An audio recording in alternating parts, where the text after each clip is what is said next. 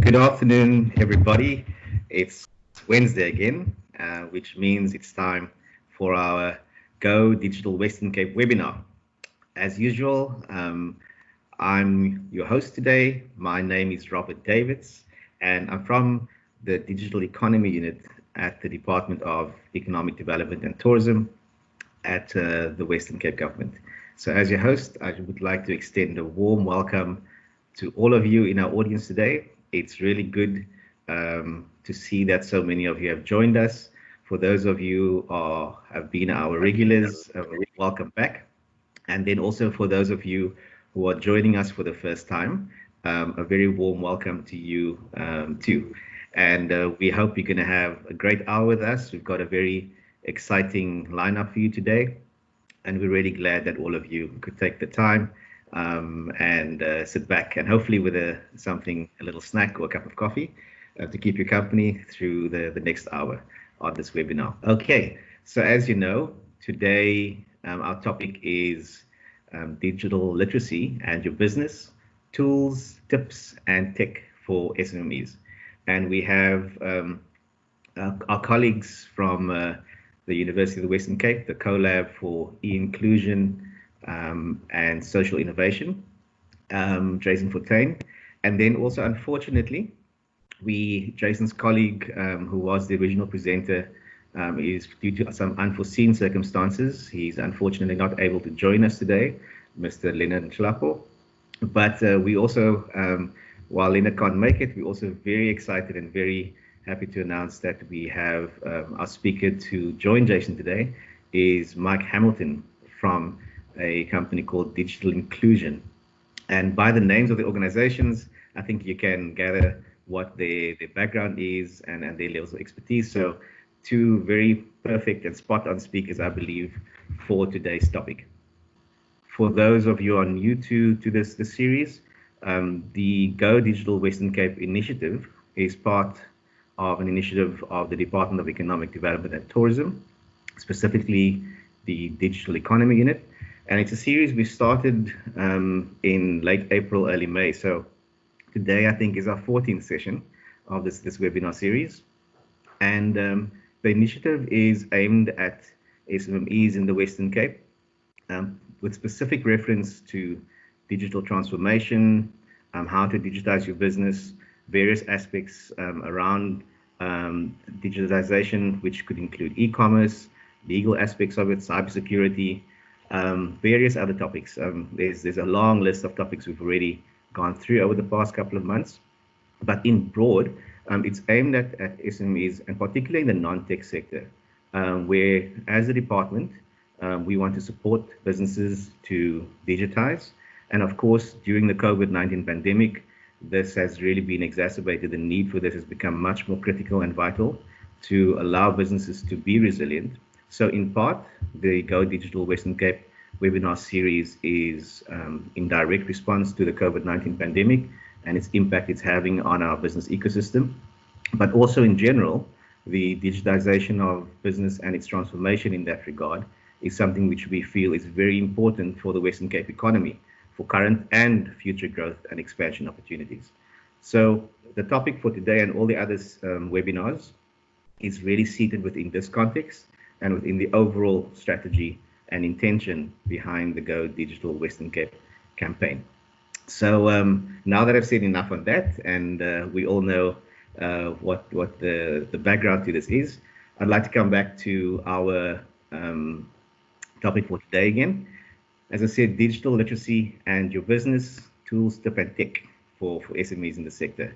Now, we very consciously chose this topic and worded in this way because very often digital transformation or digitization can feel quite overwhelming to businesses or just workplaces in general. And very often organizations and entrepreneurs are not sure how to navigate the space. And to be honest, when you hear about things like 3D printing or artificial intelligence or blockchain or very or complicated systems and tools and opportunities in the digital sector, it can become overwhelming and it can feel a bit mysterious, and which is sometimes challenging for us to move into the space. At the same time, it's also important to understand that sometimes we do need to get back to basics. And today we are going to try and go get back to basics, and that's why it's termed digital literacy. So it's not that this is for people who don't understand anything about the digital environment, but sometimes understanding the basics a little bit better actually just provides a better springboard into more advanced tech systems and processes and tools which you can use in your business use in your business, sorry, and which also spark some new ideas. So today we're going to focus very much on, as we said, digital literacy for your business. And our speakers today are really the perfect presenters for this topic. So to Jason Fortain and to Mike Hamilton from our side, from the digital economy team side, thank you very much for your time today. Thank you very much for joining us. And Mike, especially to you, who came into the webinar at late notice, especially a warm welcome to you and thanks to you also. So as I always say, I'm not the expert on this topic. So with that note, we're going to hand over to you. And Jason, I think you're up first. So if you could join us and then start sharing presentation, that would be great. Thank you very much. Thank you so much, Robert, for this invitation. And it is a great an honor and a privilege for us to be part of today's webinar. And I'm also happy, you mentioned it earlier, that Mike at short notice came on board. And so I'm happy to have him with us today as well, because he is a trusted partner of the CoLab for many, many years. I love working with him. And I'm sure that our listeners today will benefit greatly from his knowledge and his wisdom over many, many years of working with small and medium enterprises. So before we get started with our actual tips and tools, I would like to just give you some info on who we are as the CoLab, and then we'll get straight into our topic for the day. So the CoLab is based at the University of the Western Cape, and we are a multidisciplinary research and project environment, and we basically focus on developing people and institutional capabilities to ensure that they are included in the digital economy, and really to see that we see true societal change in South Africa as a whole. And you would see from this graph or diagram that we have ICTs, individuals, and society.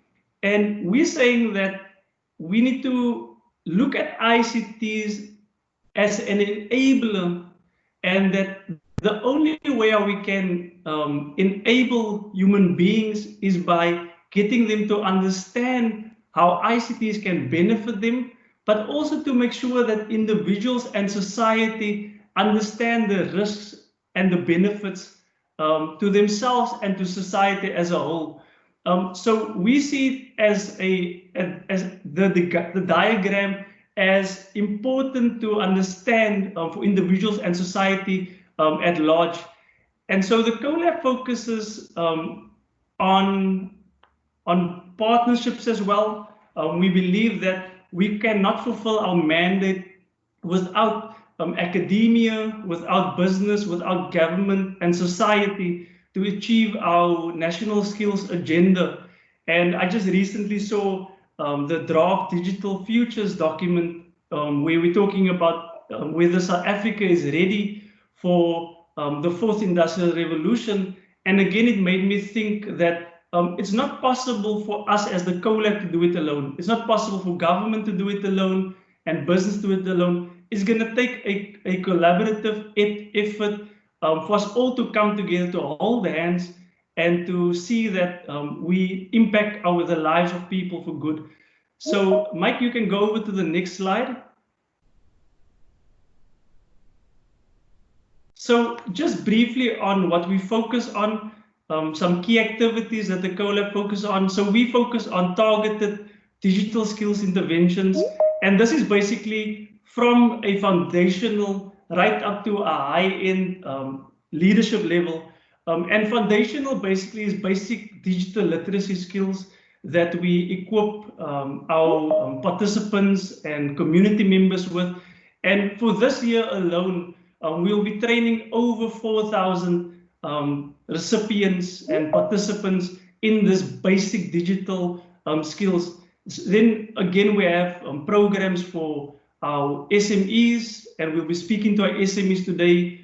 We believe that it's important to invest in our small businesses, and we have programs on digital identity management.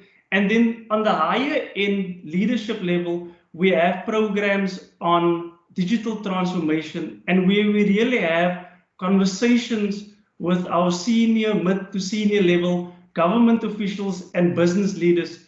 I think it's important that we have these conversations at every level. And then something that we spend extensive time on is developing and testing our partnership models to scale our interventions, not in the Western Cape, but also throughout South Africa.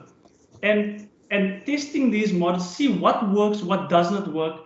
And I know there's many models overseas, but we try, and best practices, but we really try to see how do we localize some of these best practices. You can't just copy and paste another model in the South African context because we have different socio-economic challenges. And so really what we do is to test these models, see what works, what doesn't work. And which brings me to our next point of our research, because we are research-led. Yes, we do focus on fundamental research, but also on applied research. And we believe that our research informs our digital skills interventions, and vice versa. Our training intervention then informs the research that we conduct. And then just lastly, we believe that we fulfill a catalyst role in societal change for inclusion and competitiveness. We really believe that my director, Dr. Leona Crawford, would always say, and this will stick with me forever, is that what we do is that every project that we engage in, whether it's working with SMEs, whether it's working with youth, whether it's working with community members, our projects needs to have heart. So we call every project a project with a heart. And so we really believe that we invest our time in whoever we're impacting. And this is a little bit more than just a job for us. We see it as a calling in what we're doing. And today, I'm so excited to have our SMEs with us. And I know that many of them are first generation business owners. And we need to equip our SMEs. We need to empower them. We need to back them. We need to equip them to set them up for success. And I'm thinking of when I grew up in our house, around the dinner table, we did not speak about business or the financial state of the country, of investments and equity. And because my mother was a stay-at-home mom, my father was a technician. But then when I decided, and I said to my parents, I want to start my own business, and they were looking at me and thinking, are you sure what you want to do? And so many of our business owners today, as they might be in a similar position where they're not sure what tools to use. And I believe that Mike will share nuggets of gold with them today to ensure that we set them up for success and that they are better equipped, even especially during this COVID pandemic, that they are really equipped to thrive and to prosper. I believe that our SMEs are the lifeblood of our country and our economy, and we have to back them. They are the employers as well. And I always encourage our young people to say, start thinking about becoming an employer instead of having the mindset of just being an employee. And so I salute every business owner that's on this webinar today. And I hope that you have your pens and your papers ready, or your cloud, wherever you're going to take some notes. Please take notes. And I'm going to hand over to Mike now, who's going to start with the presentation. Enjoy. Thank you very much, Jason. Thank you very much, Robert. Good afternoon, everybody. We're living in a world where there are so many sound bites about technology. Some of the technology is alarming. Some of it is comforting. We don't know whether we're dealing in hype or reality. And I can imagine that you, as SMEs, as business people that are struggling to find the time to keep your businesses going, how do you deal with this technology? How do you decide where to put your focus? Robert quite correctly said, does the rate of development in digital technology feel too much for you? But my belief is that we need to focus on people. We need to focus on processes and then look at technology to assist us. We do not have to be experts in technology if our business is not a technology business. But we need to understand how to build up competencies to use that technology. On the right of the slide, I've got the Gartner hype cycle diagram. In principle, what it says, and this is something that I've passionately focused on for the last couple of decades, is why do some technologies win and why do some lose? Why do some get embraced and why do some get rejected? And with everything that comes to market, there's excitement in the beginning and there's this peak of inflated expectation. It's going to change the world. It's going to have a dramatic effect on us. And then we're puzzled because it seems to take longer than we expect. And we have this trough of disillusionment. And slowly but surely, people learn how to deal with it, embrace it, apply it, and we start to see the way forward, the slope of enlightenment. And finally, we get to the plateau of productivity where the technology goes into the background and we just use it. None of us think about a lot of the technology we use today because we've become comfortable with it. So let's approach the discussion that way. Start first with your business. As SMEs, it doesn't matter what business we're talking about, whether you're growing cabbages, whether you're a legal practice, whether you're a builder or a project person, you're going to plan and organize, you're going to interact, you're going to go places, you're going to market, buy, sell, support your clients, and you need to constantly be teaching yourself, researching and learning. This is what you have to do in your business. What you use to help you is another matter entirely. There might be a variety of tools that you choose to apply to help you do the processes that you need to execute to achieve these things. So this is a normal world. But as Robert, quite correctly suggested, we're not in a normal world at the moment because today we're dealing with socioeconomic pressures that are substantial. Today, we're dealing with something called COVID-19. Beginning of March, we were looking at our budgets and our life as if everything was going to go according to plan. Today, we can't travel freely. We've got curfews. Some businesses can't open. Some can partially open. How do we run our businesses today and manage our resources? How do we communicate and interact when we can't always meet? And technology can now play a key role in helping us do this. We might have to reinvent ourselves. We might have to change some of our processes, some of our habits, but technology can be used to achieve this. So there's a lot of promise in technology. And perhaps we're burdened by this big pile of technology that's being thrown at us. New applications, new systems, different hardware, networks, social media services. There's so much to consider and to learn. How do we leverage this enormous pile of technology?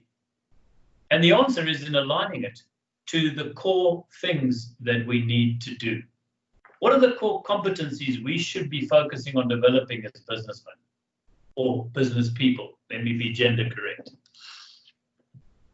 So we look at some of the background, some of the history, and some of the enabling technologies. And I went off to wonderful Wikipedia to find a definition of enabling technologies. And in principle, what it says, these are inventions or innovations that can drive radical change in our capabilities as people. And I love that connection because it's about people. The technologies are meaningless if they're not driving our capabilities as society, communities, and individuals. And sometimes they might cause related change. Let's look at some of the fundamental changes that have come over the years. Let's go back 1,000 years, 500 years. Something like gunpowder changed the way military encounters took place. The development of spectacles enabled people that had been sidelined to become active again and participate in life. Something as simple as the plow changed the way we could do agriculture at scale. The printing press enabled mass communication. Refrigeration gave us the ability to store food and had a positive impact on health. But let's look more recently, and there's a myriad of technologies that have come to market. I like this example here, where we talk about the elevator, another fancy word for what we might call a lift in a building. But what this did is it changed society, because we could build tall buildings, not wide buildings. In other words, we could fit more people into a smaller space. And this led to massive spikes in urban population, which changed the opportunity for businesses and how we trade and interact. There's obvious other technology developments that took place. The telephone, eliminated distance. FM radio, mass communication. The internet is an interesting one, because the internet is nothing more than a couple pieces of string joining places together in a network. But what it did is it changed how we can interact and associate with each other. Cloud computing has suddenly brought the massive power of large computing systems, high-end computers, to the consumer, remotely over the internet. 3D printing is a lovely example, mentioned earlier as well, but now you can produce a single item at low cost. You don't have to do volume production. This changes industrial production and customization of products. But what we've been hearing for the last few years is this so-called threat of artificial intelligence, machine learning, and the impact that this is going to have on jobs. And yes, enabling technology is sometimes threatening. We need to understand it to be able to deal with it. You will also find that you encounter what I'm referring to here as geeks, futurists, and tech evangelists. There are many people coming and telling you about this leading change. Politicians buy into phrases, terminology. I've already heard in this presentation the term 4IR, or Fourth Industrial Revolution. I must say that I think most of us hadn't actually considered the first, second, or third revolution. Now that we're mentioning the fourth, I'd love to challenge the audience to tell me what the other three were. But my emphasis is here on the fact that revolutions take time. Revolutions don't happen in a blink. Let's have a more detailed look. We saw the first industrial revolution. This came about in the mid-18th century, about 1765. And what it really was is an enabling technology development of harnessing the power of steam to underpin the opportunity for manufacturing at scale.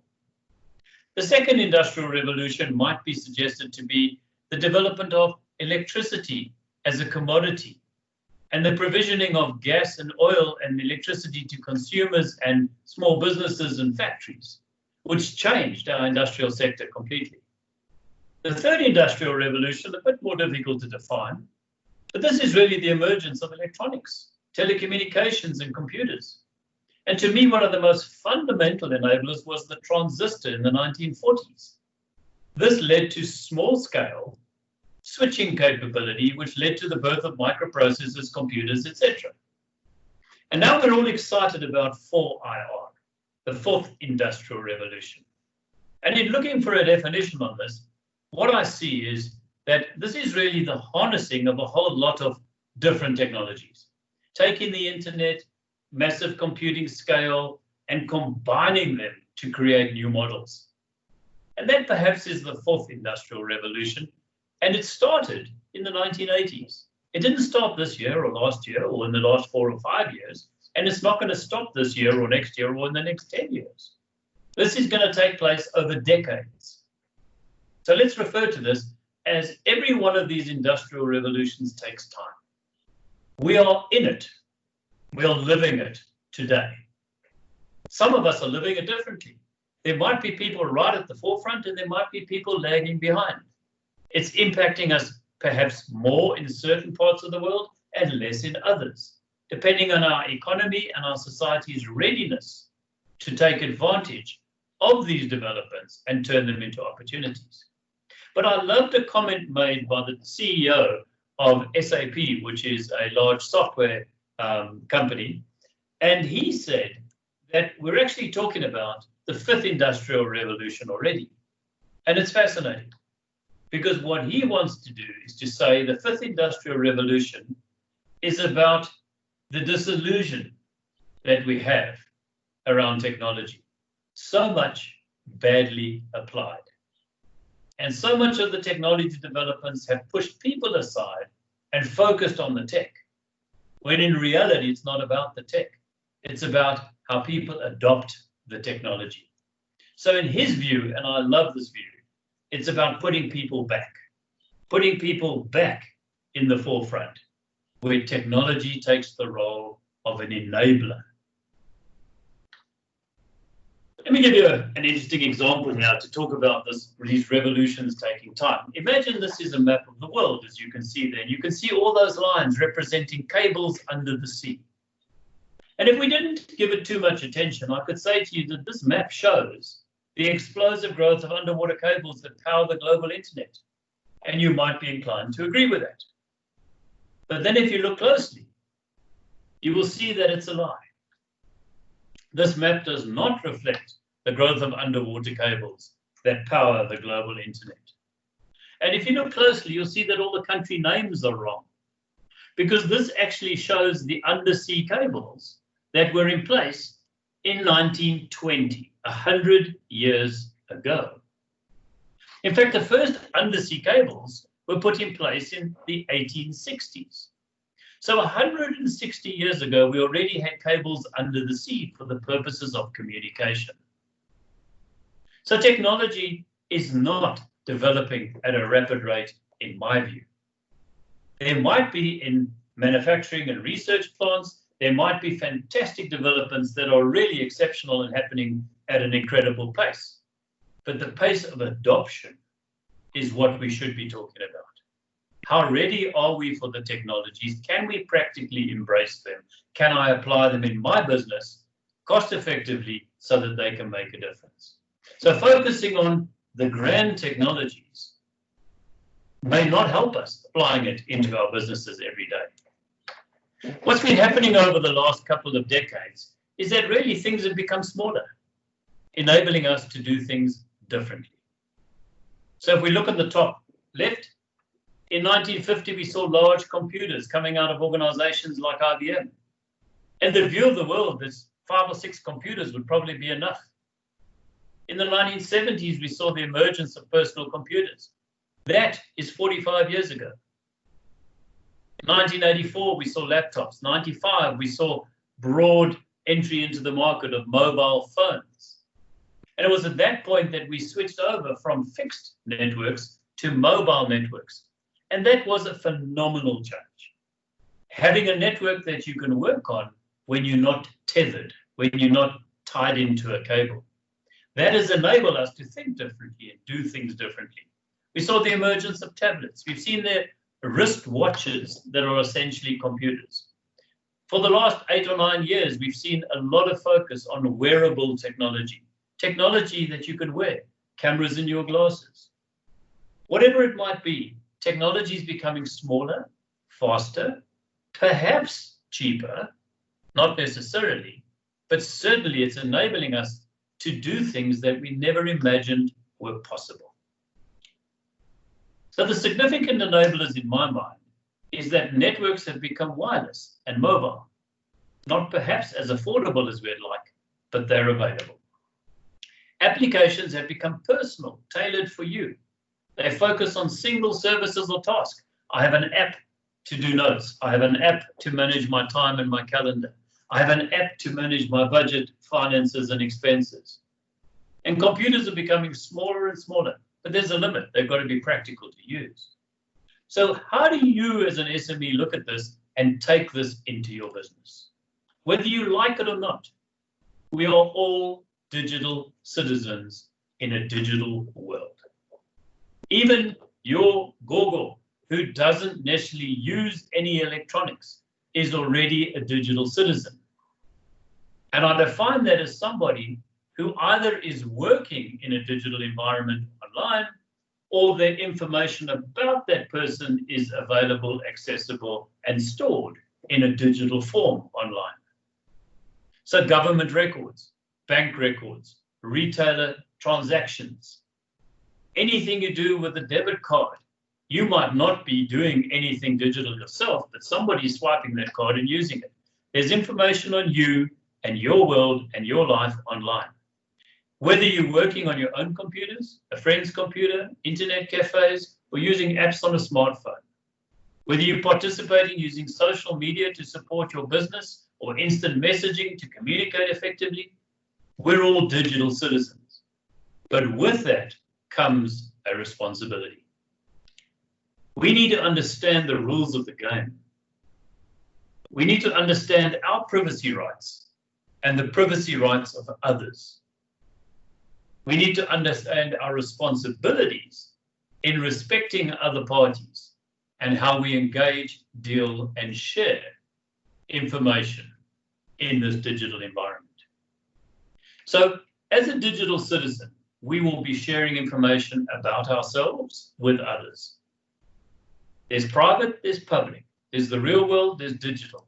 But remember that what goes online stays online, and the laws in the real world and the laws in the virtual world or the digital world are 10 to 20 years apart. We are only now starting to develop laws that help us manage what can be done with technology. So it's a changing game, but we have to learn how to behave as a digital citizen. What are the ethics?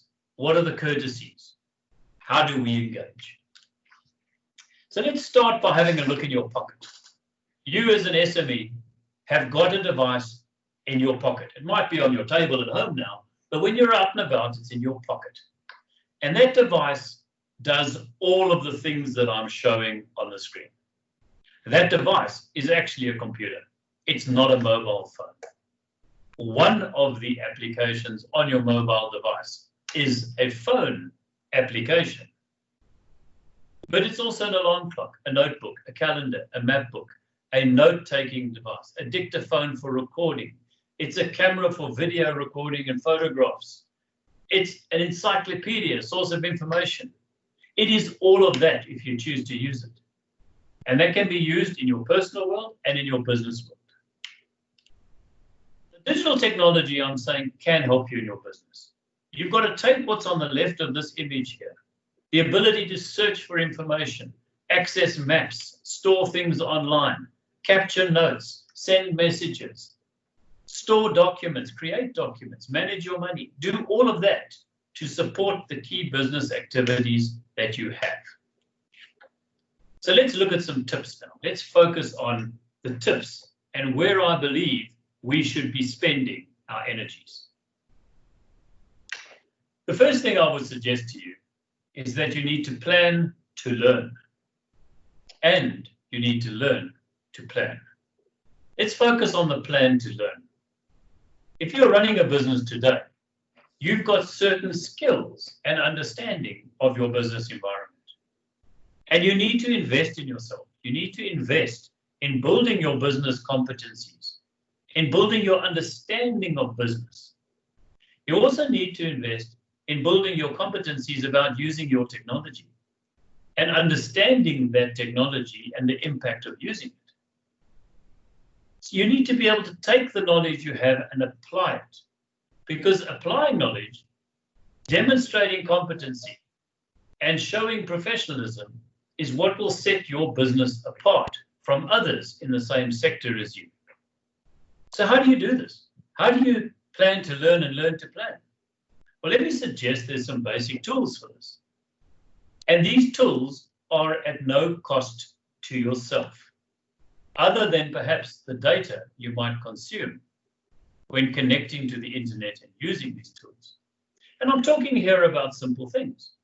If you want to learn about budgeting and cash flow and managing your supply chain and negotiating capabilities, just go and have a look on YouTube. There are thousands of people who volunteered their expertise and have created videos that can help SMEs understand business better. I use it on a regular basis. I've been in business and have had my own businesses over the last couple of decades. I learn something new every week, and I suggest you do the same. Use these tools to be able to teach yourself. By answering questions. We cannot expect to have to wait for a teacher before we learn. We need to take ownership of our own learning, and it's lifelong learning. And to do that, plan to learn and learn to plan. Your planning of your time, your planning of your schedule, book appointments with yourself so that you can set aside time to learn. Probably one of the most difficult challenges we face, and this is very clear amongst the younger generation, is the borderline between work and play is gone. If I go back 2-3 decades, one went to work, and work was a different experience to when you were not at work. Today, and particularly with something like COVID, our home environments are our work environments. As SMEs, we don't necessarily have formal offices. So the boundary between work and play is not clear. So my advice to you is learn to manage yourself. Work when you work and play when you play. Learn to focus your time and energy and prioritize and plan your schedules. And probably most importantly, give 100% attention to whatever you're doing. And here lies the danger. I might have a mobile device. And guess what? I'm working on WhatsApp. I've got email. I might be on social media. And every couple of minutes, it makes a noise and it draws my attention and I start to look at it. I've taken my mind off my work and I'm being distracted. So one of the most critical things that you can do is learn to manage your interruptions and your notifications. Don't interrupt yourself and don't interrupt others. Understand how your apps work and manage them so that you can focus your energies 100%. All too often, I see people working on their phones while having a conversation. You're not giving attention to either task, and you're doing both of them badly. So go back to basics. The technologies that help you, not distract you.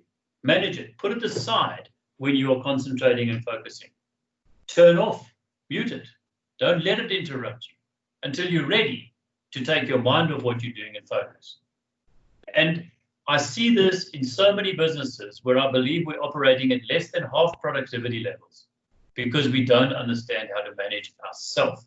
And we've allowed the technology to become our master and not ourselves. Now, as digital citizens, you are present on the internet.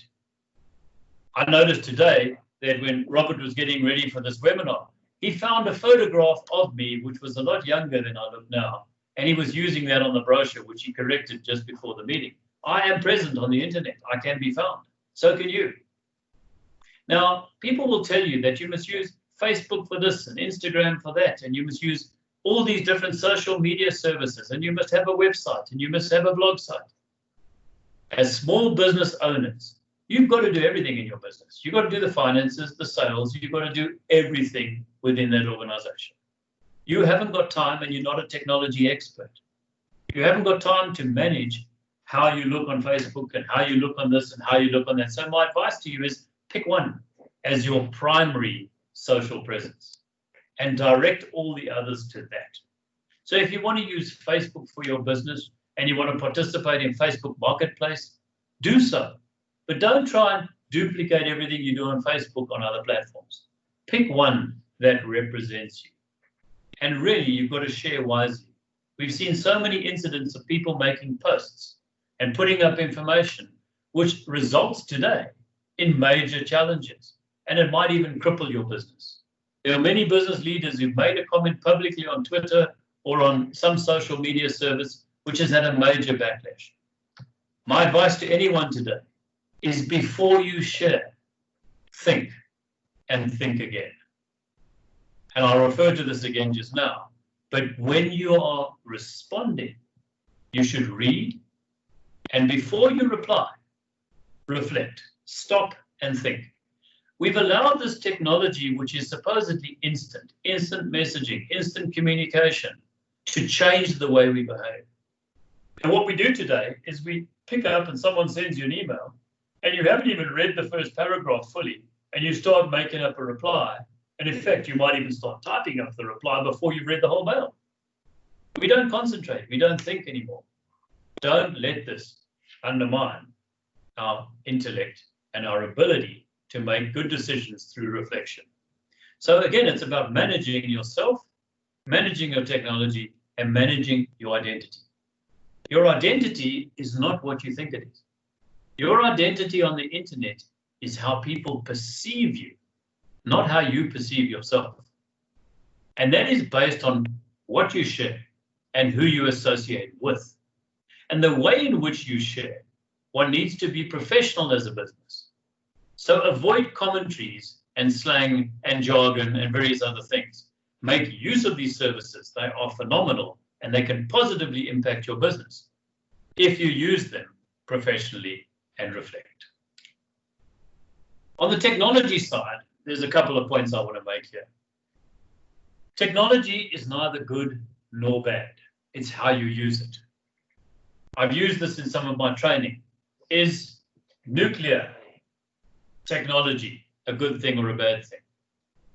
It might be good if you're using it to generate power. It's cleaner than generating power from coal. But if I was living in Hiroshima in 1945, I might say it's not good because of what it did to my society. So it can be used well or badly. Whatever tool you're talking about, it's how you use it that determines whether it's positive or negative. In managing your technology, really do get to know it. One of the most important things is managing your battery life. It might sound really fundamental, but this is how customers get hold of you. This is how people find you. And if you have got all your settings incorrect and you are using Bluetooth and Wi-Fi is enabled and mobile data is enabled and your screen settings are set so that it doesn't turn off until 5 minutes is gone, your battery won't last the day. In the afternoon, people will not be able to get hold of you. Know your technology, manage your technology, and manage your telecom services. Get to understand which applications use data and set them so that if they are data intensive, like social media services, that they only work in a Wi-Fi environment. They don't work over mobile data. So it's really a case of stopping and thinking and saying, before I download and use this app, what's it going to do? First of all, will it positively affect my business or will it distract me and waste my time? And apps you're not using, take them away. Use what you need. Think business first and technology as a tool. As a major shock, many people experience this when they finish their schooling or their studies and they get into the world of work. Today, our youngsters grow up believing that they are the center of the universe. They go through 12 years of school where they are individually measured. They get badges, they get trophies, they get awards, certificates, patted on the back for their individual ability. They walk into the world of work and they realize that they haven't been taught to work with others. Business is not about you. It's about how you work with everybody else. You've got to work up and down the supply chain. You've got to work with your suppliers. You've got to be able to work effectively with your customers. And when I say work, you've got to be able to interact professionally. You've got to be able to communicate clearly.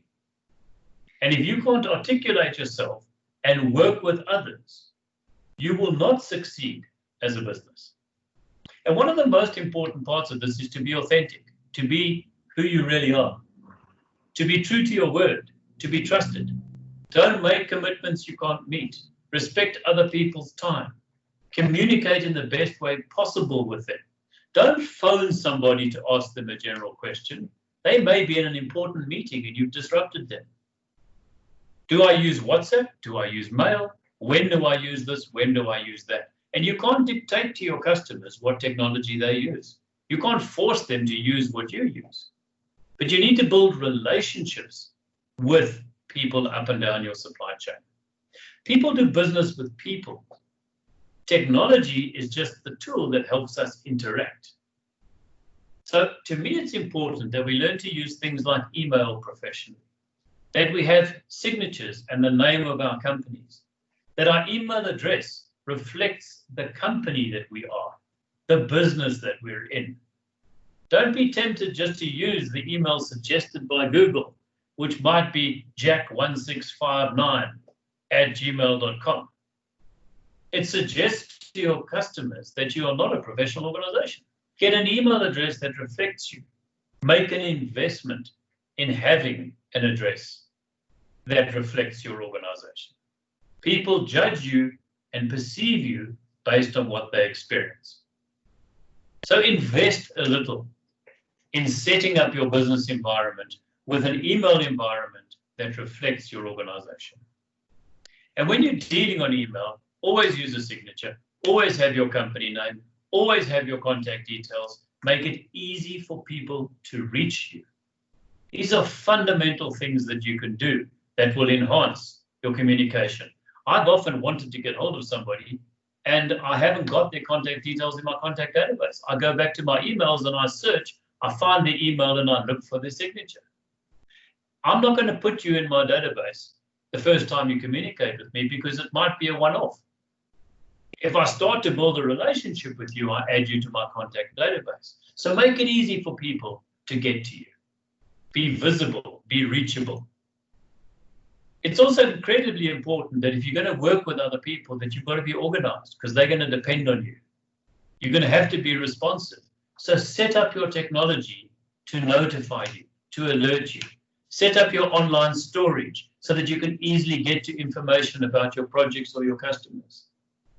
These are simple things that are business skills, and the tools are just waiting to be used. Whether it's Dropbox or Google Drive, or whether it's OneDrive from Microsoft, it doesn't matter.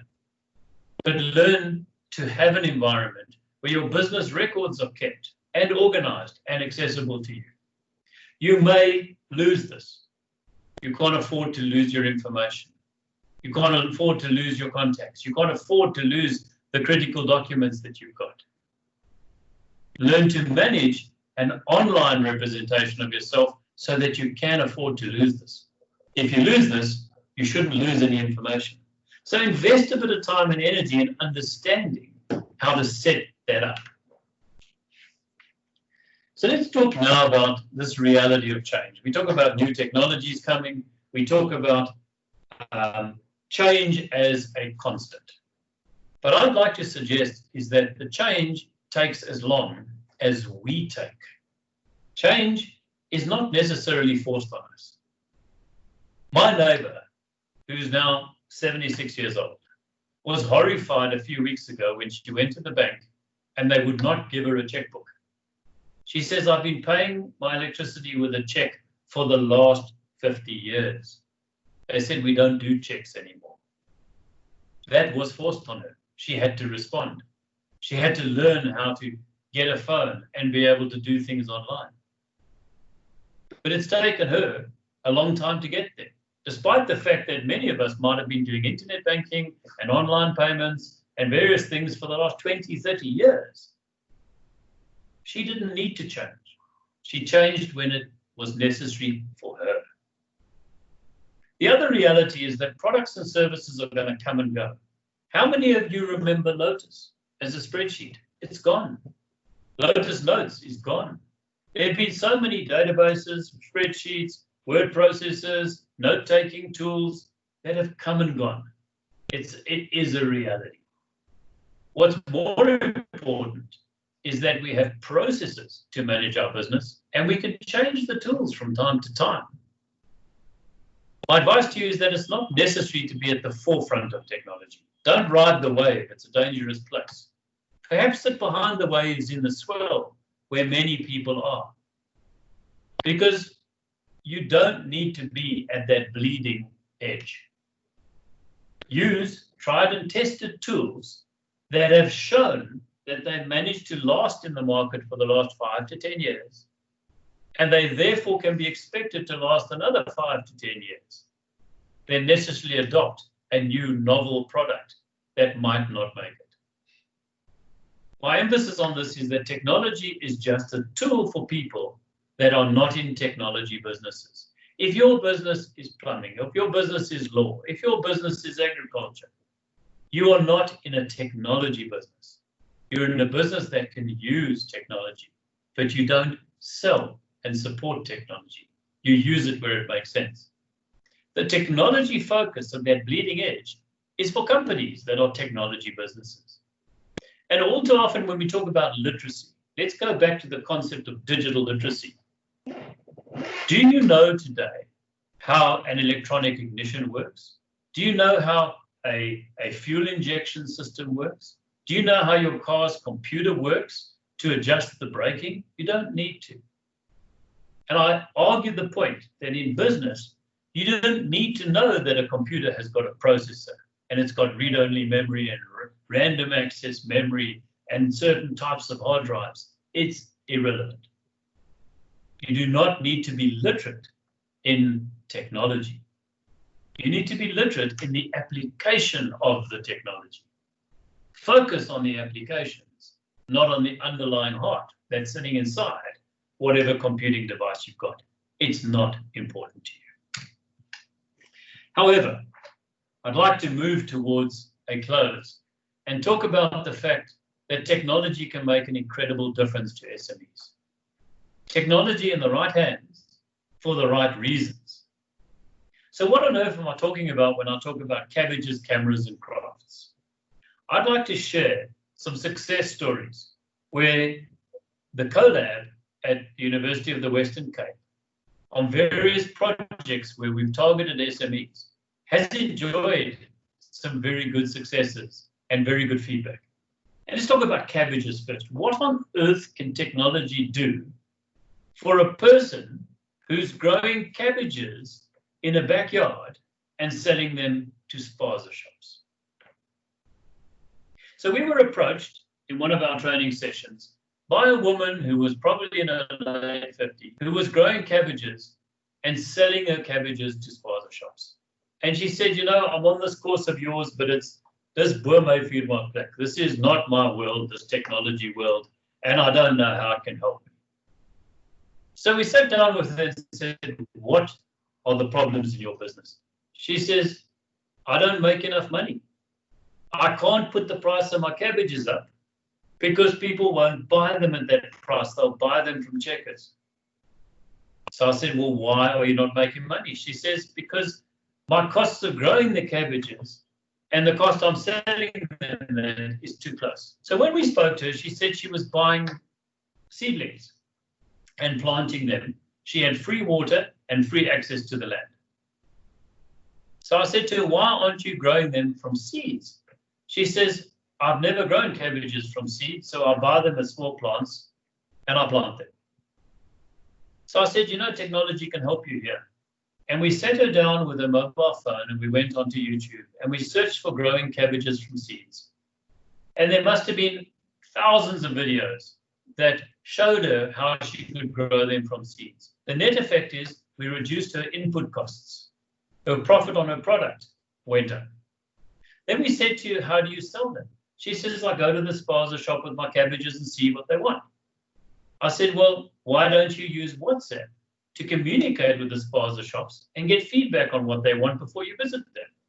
And we made it possible for her to just go to the spaza shops that wanted some stock. And we changed the way she engaged, professionally communicated. And then people started saying to her, well, could you bring some? And she started to get orders. So that's a simple example. The second example is that of the cameras. On one of our courses, we said, use YouTube to promote your business. Use YouTube to have videos that talk about your products and your company. And you can produce them for nothing yourself because you can't afford a professional cameraman. Your mobile device is good enough to do basic marketing videos. And we trained in a 2 or 3 hour exercise, trained people on how to plan for and capture a video. One of the gentlemen in the class embraced this, and it was unfortunate that a short while after this class, there happened to be a fire out in Hout Bay in Iwai, and he made a documentary using his mobile phone, which he shared with a news company. Today, he's employed as a photojournalist, using the skills that he learned on a single application, a free application in the form of YouTube. Now, YouTube can be used for project updates, it can be used for product marketing, it can be used for a variety of things. It can be used for training, teaching, legal incidents, labor incidents, whatever they might be. And again, it's at no charge. The last example I want to use is that of a lady in Kailicha who was making handbags and crafting them herself and selling them on the side of the road outside 12 Apostles. The only problem was she had lots of potential customers who didn't turn into customers because the customers were international visitors who were driving in the area and stopped to look at the craft. And when they wanted to buy them, they pulled out their cards. They didn't carry cash. By spending a bit of time with her and getting to the point that she could now process cards and transactions using a mobile phone, and we taught her how to use email professionally, she now communicates with buyers in 2 or 3 countries in Europe that are placing orders in advance in quantity. And she's employing people to help her producing products for an already existing demand. We also coached on how to use the weather application of all things to say, don't waste 60 Rand going from Kailicha to the 12 Apostles and back, because today it's going to be a rainy day and you're not going to have customers. Use that for production. Plan your time. We taught her how to use the calendar to schedule her time. So these are simple examples. And what I've really suggested is that go back to basics. Don't be distracted by fourth industrial revolution, leading edge technology developments. You have a device, and even if it's a few years old, it's probably good enough. There are applications like Google and YouTube where you can search and teach yourself, find out information and teach yourself skills and develop understanding. There are free tools like Google Mail and Calendar, which enable you to set up a professional representation of your organization with signatures and the proper use of the tool, as well as the calendar to plan your time and be predictable in your engagements with people. There's note-taking tools like Google Keep and Evernote, which are free, which enable you to keep a record of your business and your engagements with your customers. If you're a builder and you go to site and you want to give project feedback to your customer, take a few photographs, put them together in a document. Things like Facebook Marketplace. And critically today, if you are not competent in having online meetings, you are going to suffer. Learn how to use tools like we're doing today in Microsoft Teams, tools like Zoom. There's a free version of Zoom that enables you to have meetings and presentations up to 40 minutes long with up to 100 people at no charge. Video conferencing, audio conferencing, sharing of screens, sharing of photographs. You can engage professionally with your client base and your supplier base. So don't try and reinvent the world. Take some of these basic offerings, which are at no charge. Learn to manage yourself, your technology, your identity, and apply these basic tools to support your business activities that are critical: the planning, the organizing, the marketing, the going places, the research, the learning, the buying, the selling, and the marketing, and apply this limited set of tools, and it'll make an incredible difference to your organization. So from me, that's the presentation. And Robert, I'm really open to questions if anybody's got any questions. Thank you very much for your time, and over to you, Robert.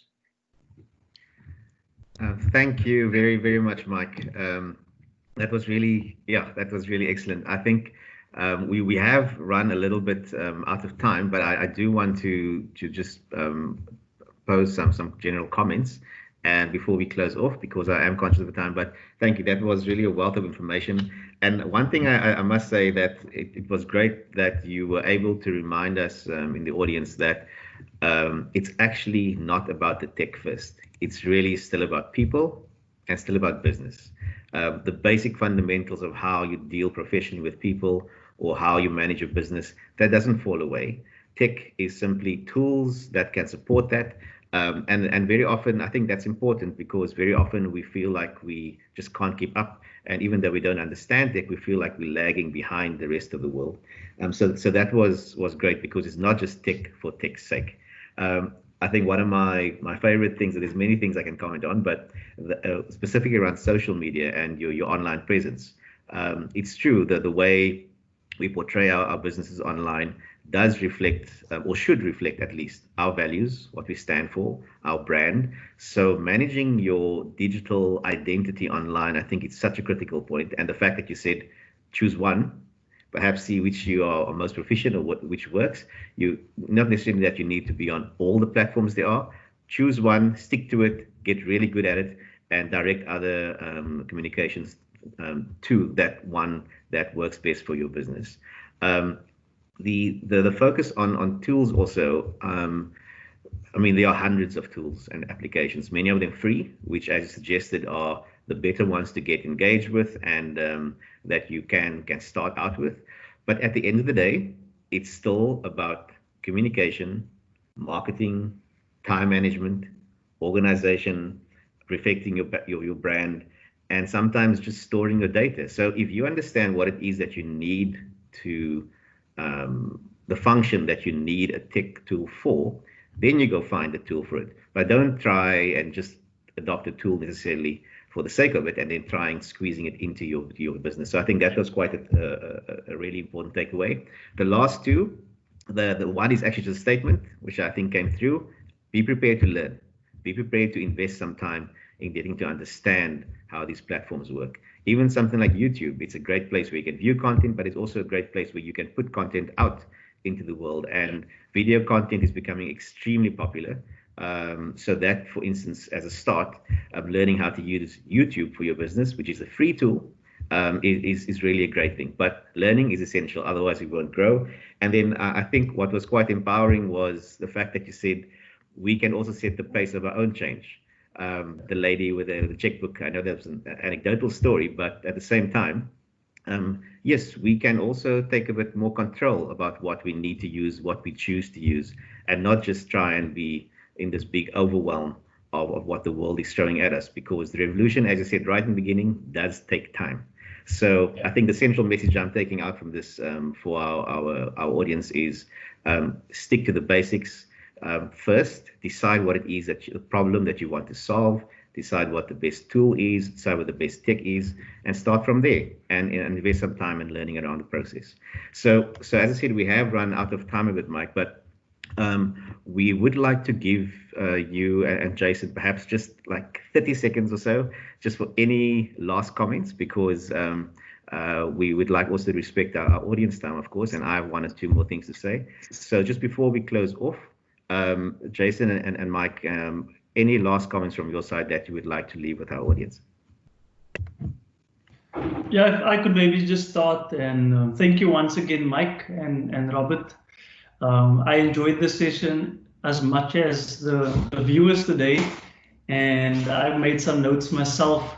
But again, I think we've repeated it over and over that we need to put individuals and people first and see technology as an enabler to do their business functions and for the businesses to grow. Again, there are so many free tools out there that they can use. And again, there are benefits in some paid tools as well. And I would just use one example where if you have a cloud storage, if you want a little bit more cloud storage, you can pay a bit extra. And that's what I do even because, as Mike said, it's important that we protect our information. So I trust that the viewers enjoyed the session today, and all the best with your business. And from our side, all I really want to say is don't be overpowered by the technology. The most important question you've got to ask yourself is, what is this technology going to do to help me with my business? And if it's not going to help you with the business, pursue it in your personal time. But spend the time that you're allocating to business on business things. Don't spend time playing with the technology. There's nothing wrong with investigating technology if you believe there's a good positive impact that you're going to get. So don't play, apply. And thank you very much for the time. It was a pleasure from my side. Thank you, Robert. Thank you, Jason. Thank you very much. So on that note, to both Jason from the UWC CoLab for Inclusion and Social Innovation, that lovely long name. Thank you very much, Jason, for being with us today and for being part of this presentation. Mike, to you also, thank you for the wealth of knowledge and experience you've shared with us. I know your company, Digital Inclusion, this is what you focus on, and you've really, I think, demonstrated that what is really needed when you get back to basics and what digital literacy for business is all about. And especially because of the short notice, thank you once again to you again, Mike. So to both of you from our unit, thank you very much. I'm just going to do one or two last slides from our side before we sign off. So I'll go back over to our screen. There we go. So just to our audience, it's really been great having you with us again today. I know we've run slightly over time, but just to remind you that we do have an upcoming sessions in August. Some of our topics, for instance, next week will be connectivity options for SMEs, and that will be with leading internet service providers in the industry. In August, we're also going to focus on some case studies of how entrepreneurs and businesses have incorporated digital into their businesses. So that will help with some peer information. And then we also will be looking at financing for SMEs from an investor's perspective. So please keep your eye on your inboxes for the future invitations, and we hope you can join us in our August program. Then very quickly, our webinars are available, the recorded versions on the top of your screen in the slide. That is the address where you can see all the recordings of our past webinars. So please make a note of that. There's quite a few. As I said, today was our 14th webinar, so you can view that. And then that's it from our side. So once again, as a last thank you to Mike Hamilton and Jason Bourdain, it's really great that you could have the time with us today and share your knowledge with our audience. To our audience themselves, it's been really wonderful to have you here again. For those of you who are new to the webinar series, great having you with us. We really hope that you will join us in the future series in August. Then to our digital economy unit, who does all the work behind the scenes, thanks to you also. So from the department and the Go Digital Western Cape team, thank you very much. Hope to see you again. Stay safe out there and be happy. Okay, bye-bye everybody. Thank you, Robert.